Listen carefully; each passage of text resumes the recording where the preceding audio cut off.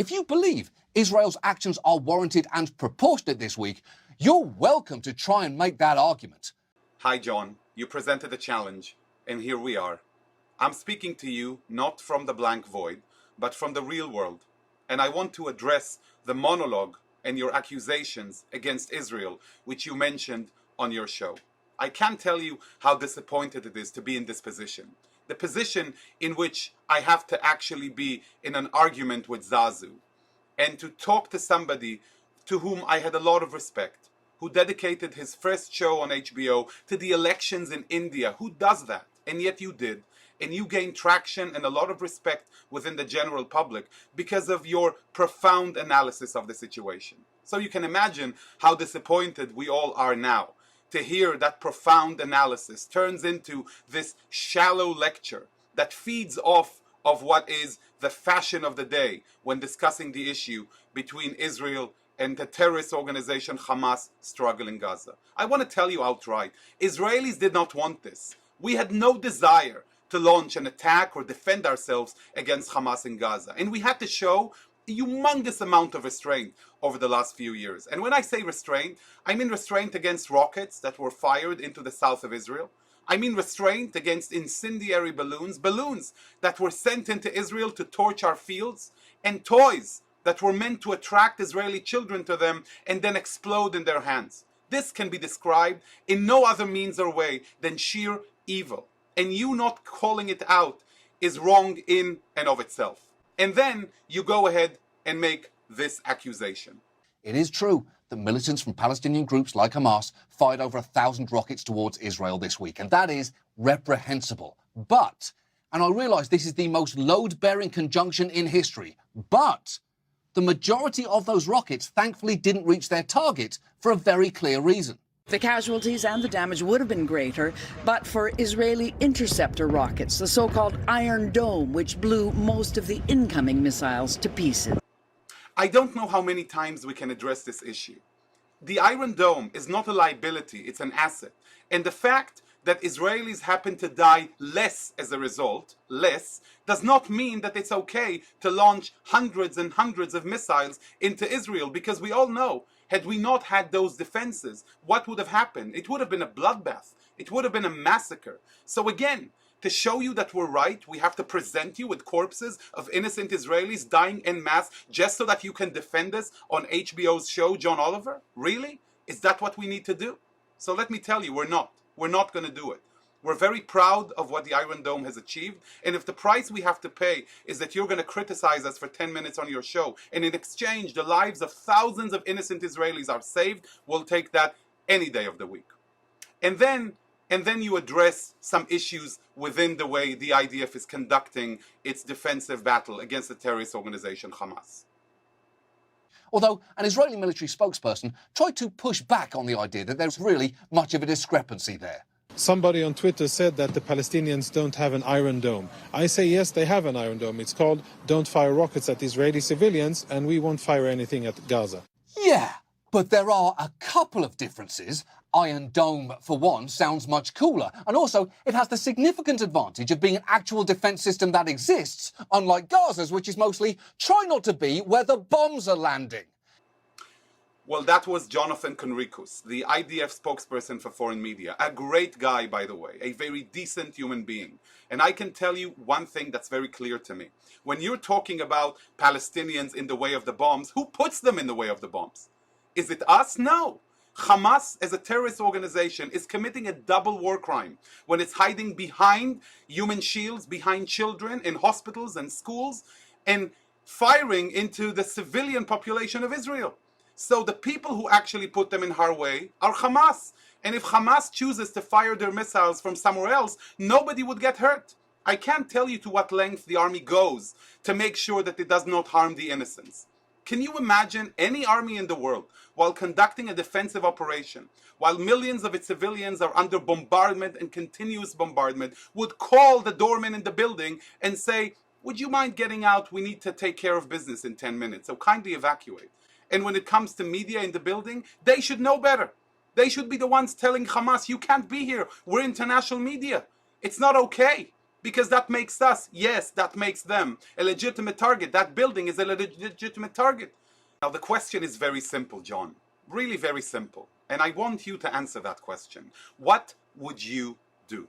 What would you do if your people were fired upon indiscriminately, continuously by a terrorist organization? Don't tell us from Manhattan that you wouldn't do this and you wouldn't do that. But tell me, what can the IDF, the Israel Defense Forces, and they're called Defense Forces for a reason, what would you tell them to tell those Israelis who come and ask for protection from their government? Now, you know, this did not start today. I want to take you back for a minute into the mid-90s, when it was Israel's initiative to sign an agreement with the PLO, the Palestine Liberation Organization. Nobody pressured Israel to do this. It did it on its own in an attempt to bring peace in the region. And I'm telling you this as somebody who was watching the news at the time with great hope in my eyes, that maybe, truly, we live in a utopic time when peace will come to the region. And Israel signed those incredible agreements on the White House lawn. And you know what happened to us in Israel? Hamas. Yes, the same Hamas that we're talking about now. By the way, Hamas is the Islamic resistance movement. And you know what it did? The streets of Israel were flooded with blood. It sent suicide terrorists onto buses, coffee shops, shopping malls, killing thousands and maiming thousands of Israelis. These were terrible times in Israel. Terrible times in Israel.